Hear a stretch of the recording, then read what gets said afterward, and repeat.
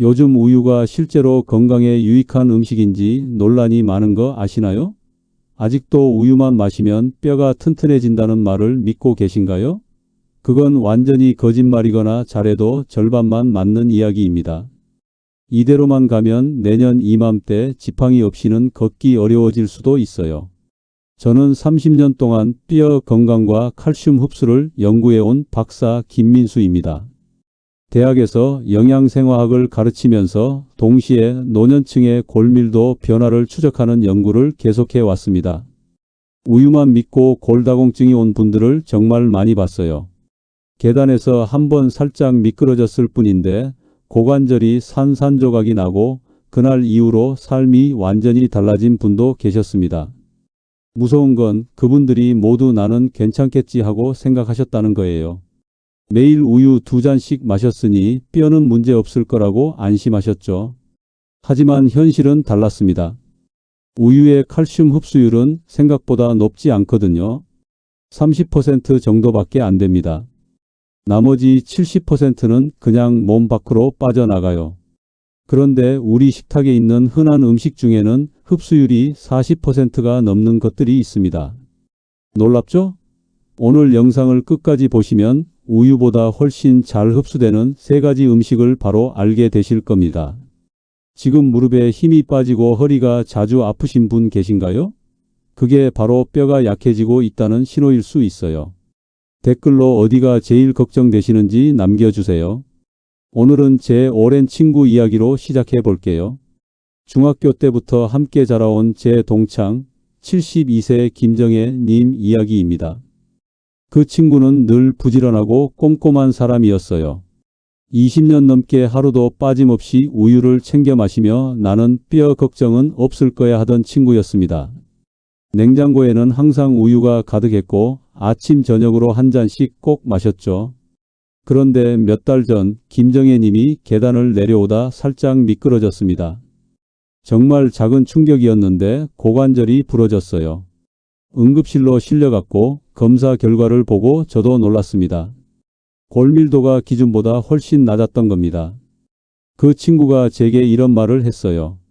민수야, 난 우유만 열심히 마시면 되는 줄 알았는데 왜 이렇게 됐을까? 그때 저는 확신했습니다. 우유만으로는 뼈를 지킬 수 없다는 걸요. 칼슘이 들어있다고 해서 다 같은 게 아니에요. 흡수율이 낮으면 아무리 많이 먹어도 소용없습니다. 김정혜 님은 그날 이후로 식단을 완전히 바꿨어요. 제가 추천한 3가지 음식을 매일 챙겨 드셨고 3개월 뒤 골밀도 수치가 눈에 띄게 올라갔습니다. 지금은 지팡이 없이도 혼자 걸으실 수 있어요. 이 이야기를 끝까지 들어야 전체 흐름을 알 수 있습니다. 김정혜 님이 어떻게 다시 회복했는지 그리고 어떤 음식을 바꾸면서 몸이 달라졌는지는 이후에 자세히 말씀드릴게요. 여러분도 지금 우유만 믿고 계신다면 이 영상이 정말 중요합니다. 끝까지 보지 않으시면 가장 중요한 실천법을 놓치게 되거든요. 혹시 아직 구독과 좋아요를 누르지 않으셨다면 지금 바로 눌러주세요. 이 채널은 여러분의 건강한 노년을 응원합니다. 오늘 이 영상에서 말씀드릴 내용은 여러분의 뼈 건강관리 방식을 완전히 바꿀 수 있는 중요한 지혜입니다.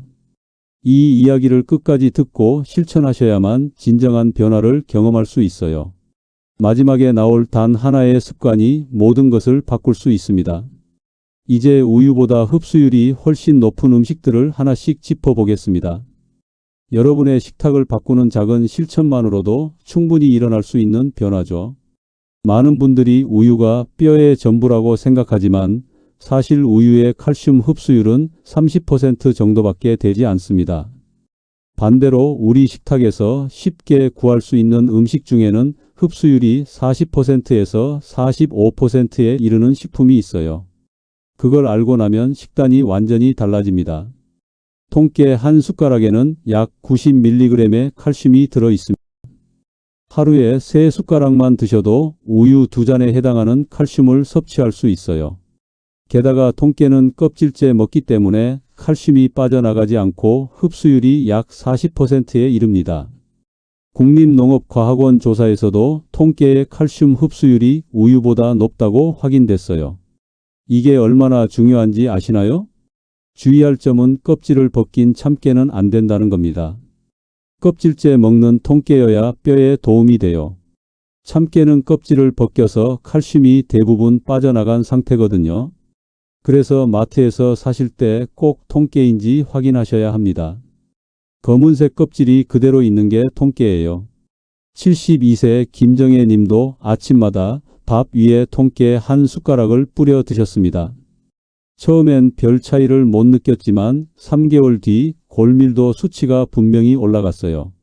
무릎에 힘이 생기고 계단을 오를 때 숨이 덜 찬다고 하시더라고요. 통깨는 볶아서 드셔도 좋고 생으로 드셔도 좋습니다. 저는 개인적으로 살짝 볶은 통깨를 추천해요. 고소한 맛이 더 좋아지거든요. 여러분은 평소 통깨를 얼마나 활용하고 계신가요?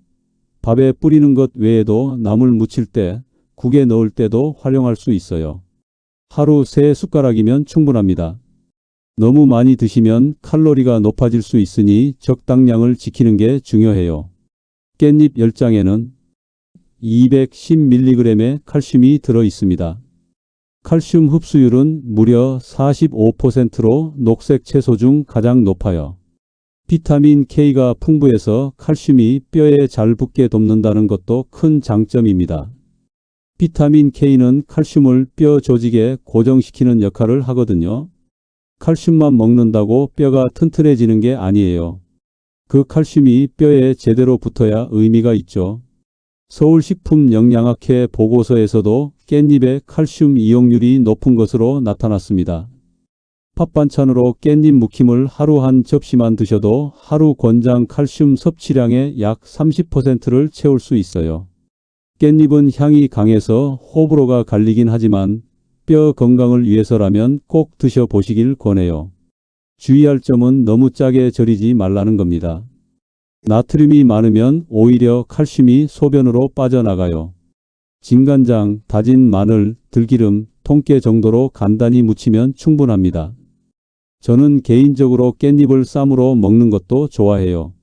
고기나 밥을 싸서 먹으면 맛도 좋고 칼슘도 챙길 수 있죠.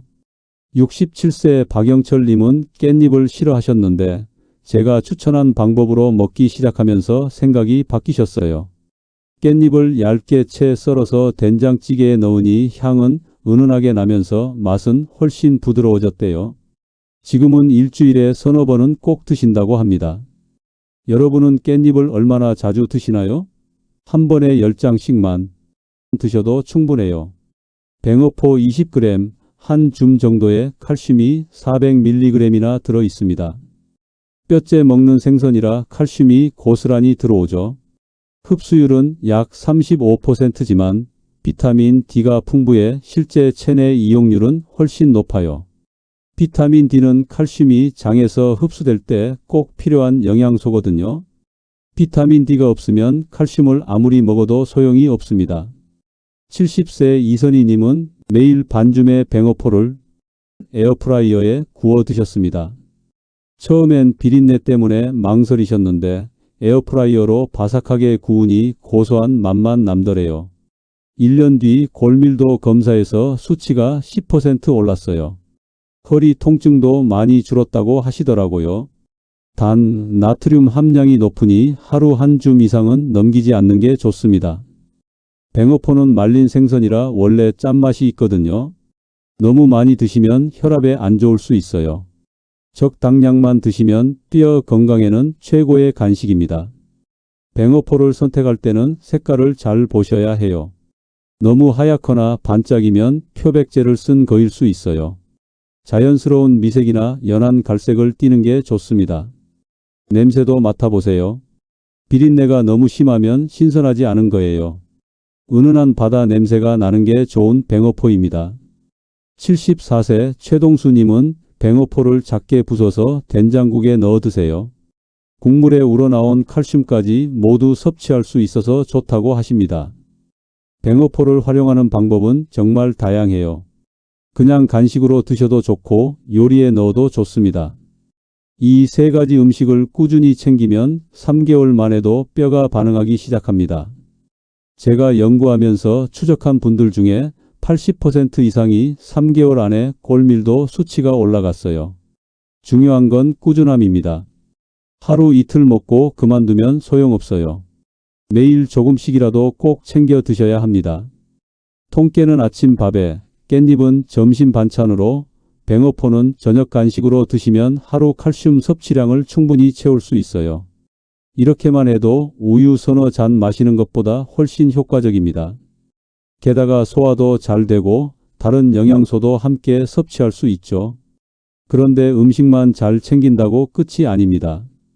칼슘이 몸에 제대로 흡수되려면 생활 습관도 함께 바꿔야 해요. 이제 그 방법들을 하나씩 알려드리겠습니다. 음식만 잘 챙긴다고 끝이 아닙니다. 칼슘이 몸에 제대로 흡수되려면 생활 습관도 함께 바꿔야 해요. 제가 연구하면서 발견한 건 같은 음식을 먹어도 생활 습관에 따라 흡수율이 2배 이상 차이 난다는 겁니다. 햇볕 쬐기가 정말 중요합니다. 비타민 D는 칼슘 흡수에 꼭 필요한 영양소거든요. 하루 15분에서 20분만 팔과 다리를 햇볕에 노출하세요. 단 창문을 사이에 두면 효과가 없어요. 유리창은 자외선을 차단하거든요. 직접 햇볕을 쬐어야 피부에서 비타민 D가 만들어집니다. 69세 한명숙님은 매일 오전 10시에 아파트 화단에서 15분씩 산책하세요.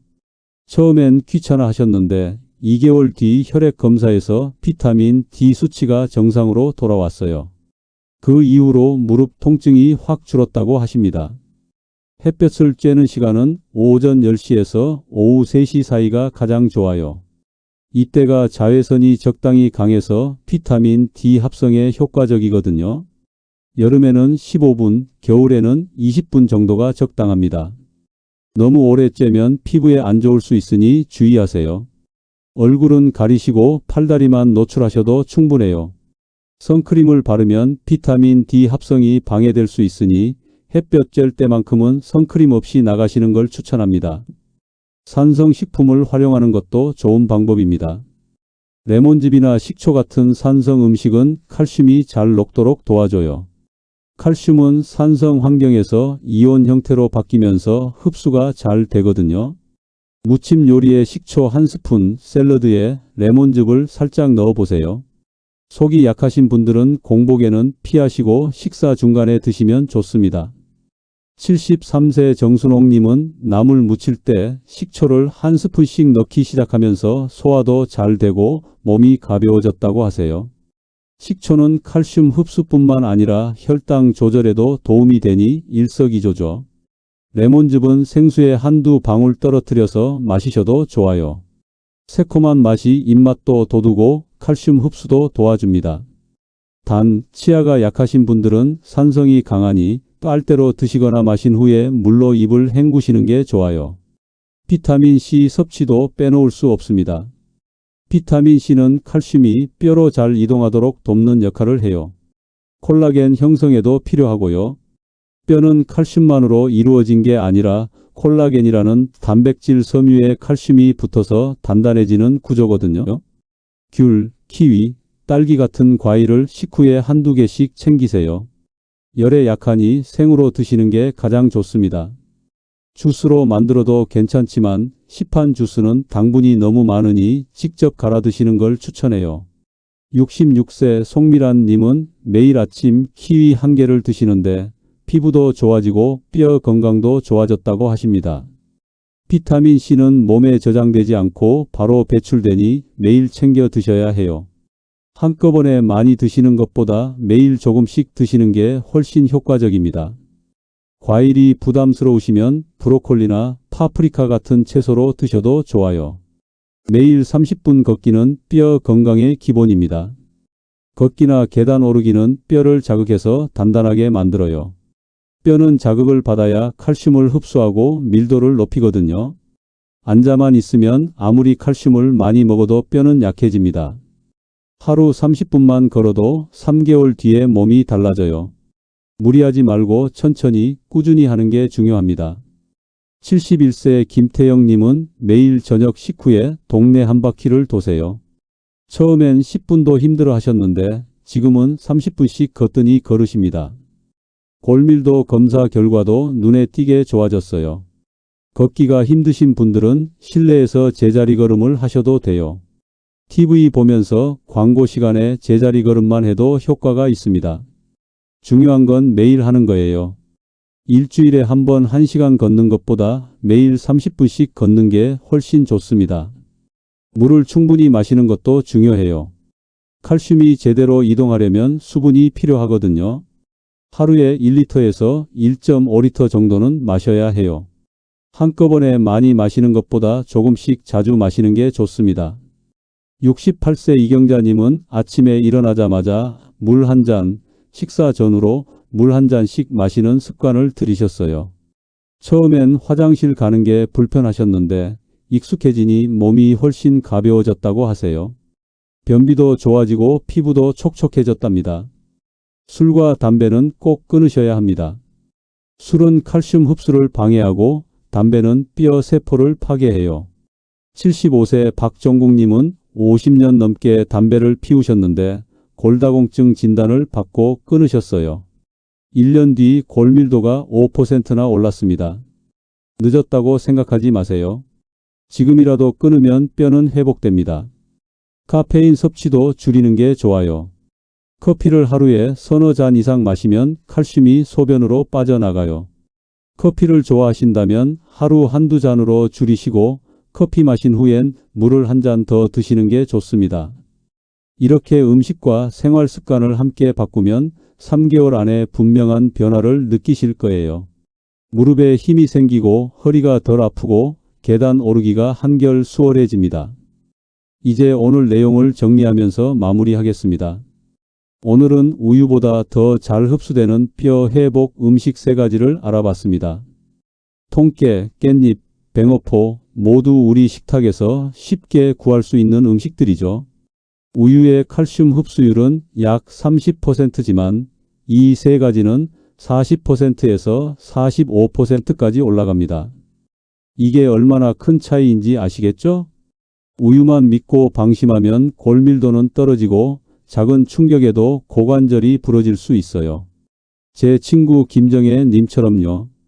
20년간 우유를 마셨는데도 계단에서 한 번 미끄러지는 바람에 고관절이 부러졌습니다. 그 후 몇 달간 누워 지내야 했고 근육도 많이 빠졌어요. 움직이지 못하니 우울증도 왔습니다. 하지만 오늘부터 식탁에 이 3가지를 올리고 햇볕 쬐기와 걷기를 더하면 3개월 안에도 분명한 변화를 느끼실 수 있습니다. 김정혜 님도 식단을 바꾸고 매일 산책하면서 6개월 만에 지팡이 없이 걸을 수 있게 되셨어요. 지금은 혼자 장도 보러 다니시고 친구들과 등산도 가십니다. 잘못된 상식은 이겁니다. 우유만 마시면 뼈가 튼튼해진다는 생각. 이건 반만 맞는 이야기예요. 우유에도 칼슘이 있지만 흡수율이 낮고 유당불내증이 있는 분들은 오히려 소화가 안 돼서 영양소를 제대로 흡수하지 못합니다. 올바른 관리는 이겁니다. 흡수율 높은 음식을 골고루 먹고 햇볕을 쬐고 매일 걷는 것. 이 3가지만 지켜도 뼈는 충분히 회복됩니다. 나이가 들었다고 뼈가 약해지는 건 어쩔 수 없다고 생각하시나요? 아닙니다. 70대, 80대에도 골밀도는 올릴 수 있어요. 제가 만난 분들 중에 78세에 골밀도를 15% 올리신 분도 계세요. 비결은 꾸준함이었습니다. 매일 통깨 3숟가락, 깻잎 10장, 뱅어포 1줌. 이것만 챙기셨어요. 그리고 매일 햇볕 20분, 걷기 30분. 이렇게 1년을 지속하시니 몸이 완전히 달라졌습니다. 오늘 당장 실천할 수 있는 단 하나를 꼽으라면 바로 통깨입니다.